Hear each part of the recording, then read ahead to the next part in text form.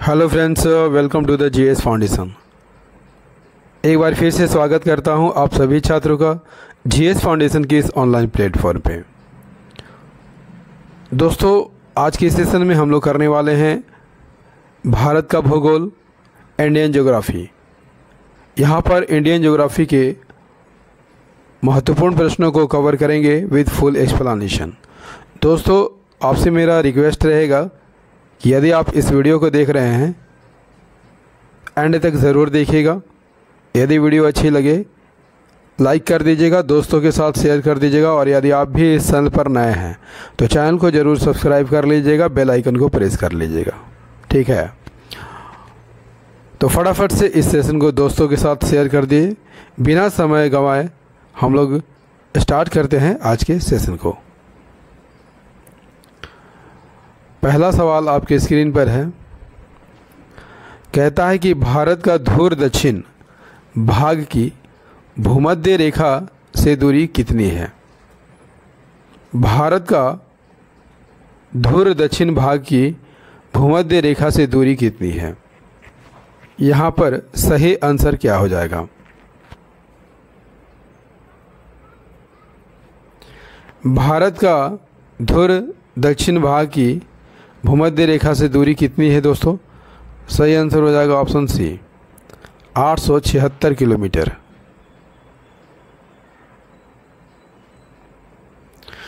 भारत का सबसे दक्षिणी बिंदु कौन है? इंदिरा पॉइंट है। ठीक है, 6 डिग्री 45 मिनट उत्तरी अक्षांश पर स्थित है। किस द्वीप में स्थित है? ग्रेट निकोबार द्वीप में स्थित है।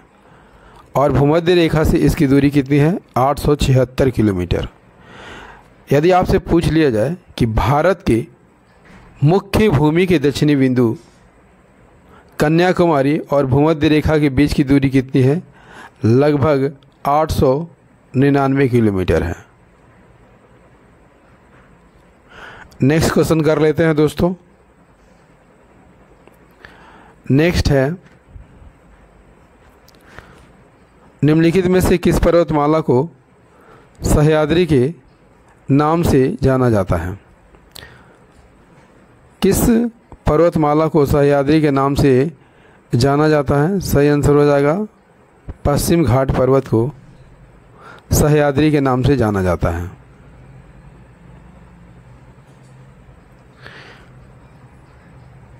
भारत के पश्चिमी तट पर स्थित पर्वत श्रृंखला को क्या कहा जाता है?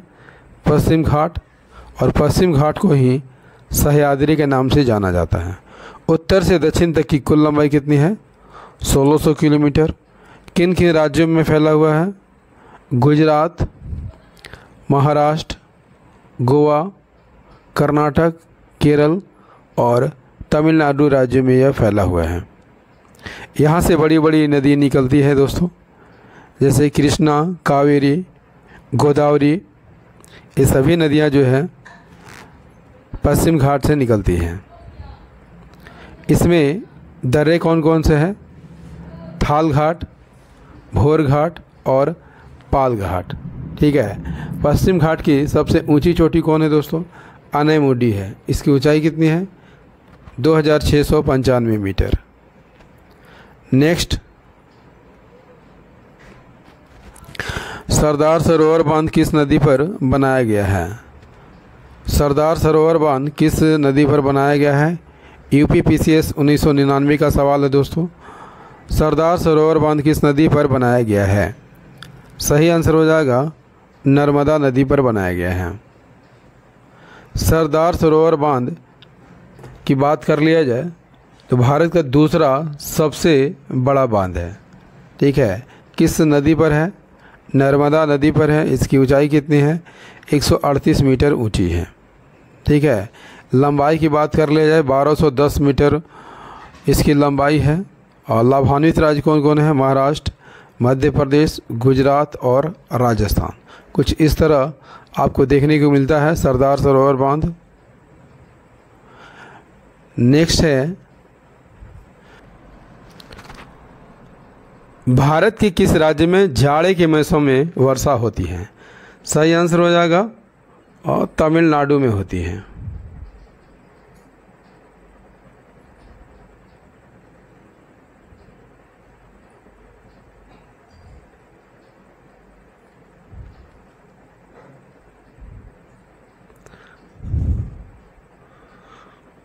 भारत में तमिलनाडु में जो है जाड़े में वर्षा होती है। ठीक है, इसका कारण क्या है दोस्तों?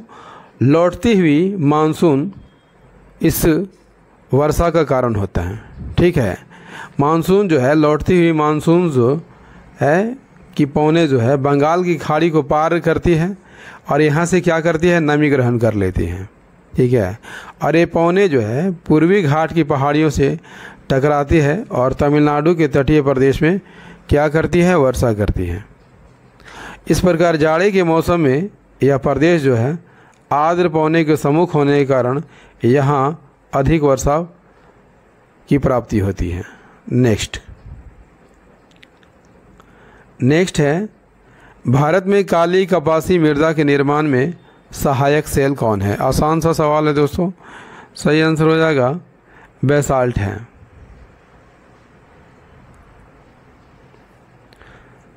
काली कपासी मिट्टी का निर्माण किससे होता है? बेसाल्ट चट्टानों के टूटने फूटने यानी अपक्षय या क्षरण से होता है। इसका विस्तार किन राज्यों में है? महाराष्ट्र और गुजरात में। काली मिट्टी को रेगुर मिट्टी भी कहा जाता है, कपासी मिट्टी भी कहा जाता है। क्यों कहा जाता है? क्योंकि इसमें कपास जो है ज़्यादा होता है। काली मिट्टी के कारण जो है मिट्टी की उर्वरता काफ़ी बढ़ जाती है और इसमें कृषि जो है काफ़ी अच्छी होती है। जब ये गीली होती है दोस्तों तो चिपचिपी होती है और सूखने पर क्या होती है, इसमें दरारें पड़ जाती हैं। ठीक है, नेक्स्ट क्वेश्चन। नेक्स्ट है, इंदिरा गांधी नहर कहाँ से निकलती है?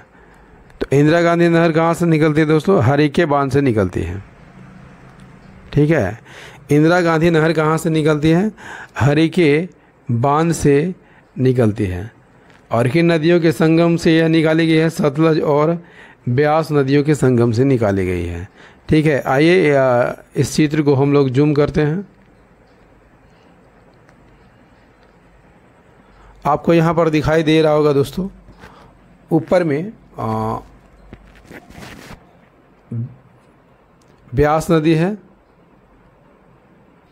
और नीचे में सतलज नदी है और इन दोनों के संगम पर हरिके बांध बनाया गया और यहीं से राजस्थान की नहर निकलती है। ठीक है,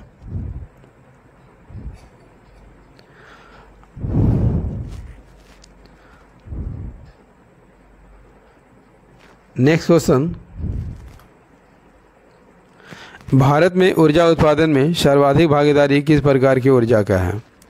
तो सर्वाधिक भागीदारी किस प्रकार की ऊर्जा की है? सही आंसर हो जाएगा ताप विद्युत की है।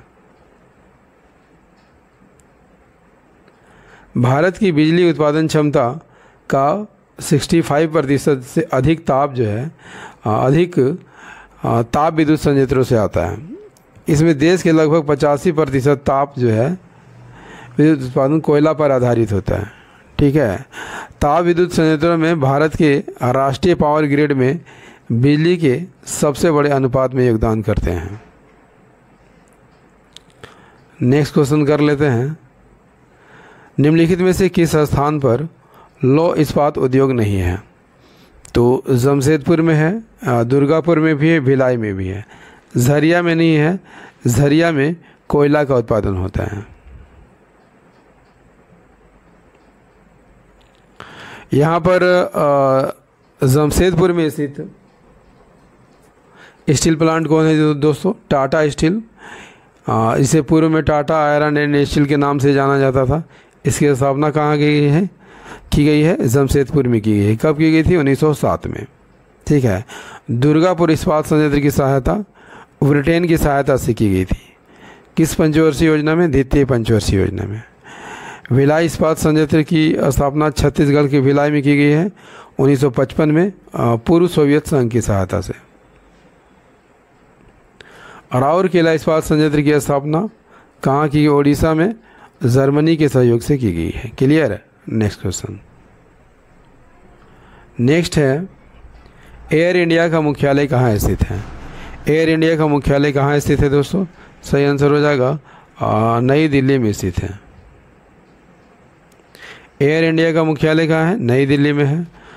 भारत सरकार द्वारा इसे पूर्ण बिक्री कर दिया गया है, किससे? टाटा सन्स से। ठीक है, तब से यह टाटा सन्स के पूर्ण स्वामित्व में है। नेक्स्ट, 2011 की जनगणना के अनुसार उत्तर प्रदेश तथा महाराष्ट्र के बाद सर्वाधिक जनसंख्या वाला राज्य कौन है? तो सही आंसर हो जाएगा बिहार है। सबसे पहले स्थान पर उत्तर प्रदेश, दूसरे स्थान पर महाराष्ट्र, तीसरे स्थान पर बिहार। सबसे कम जनसंख्या वाला राज्य कौन है? सिक्किम है। नेक्स्ट क्वेश्चन, भारतीय राज्यों में सर्वाधिक जनजातीय जनसंख्या किन किन राज्यों में है? भारतीय राज्यों में सर्वाधिक जनजातीय जनसंख्या किन किन राज्यों में है? तो किन किन राज्यों में है दोस्तों? मध्य प्रदेश और छत्तीसगढ़ में है। मध्य प्रदेश, उड़ीसा, तीसरे नंबर पर महाराष्ट्र और चौथे नंबर पर राजस्थान का स्थान आता है। नेक्स्ट है, कोंकण रेलवे की कुल लंबाई कितनी है? कोंकण रेलवे की कुल लंबाई कितनी है दोस्तों?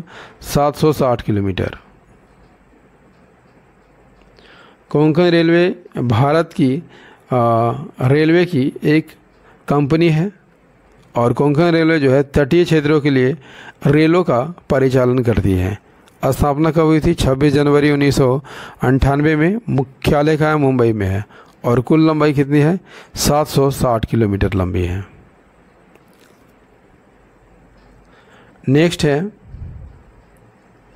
भारतीय इस्पात प्राधिकरण की स्थापना कब की गई थी? इसका आंसर आप कमेंट में बताइएगा दोस्तों।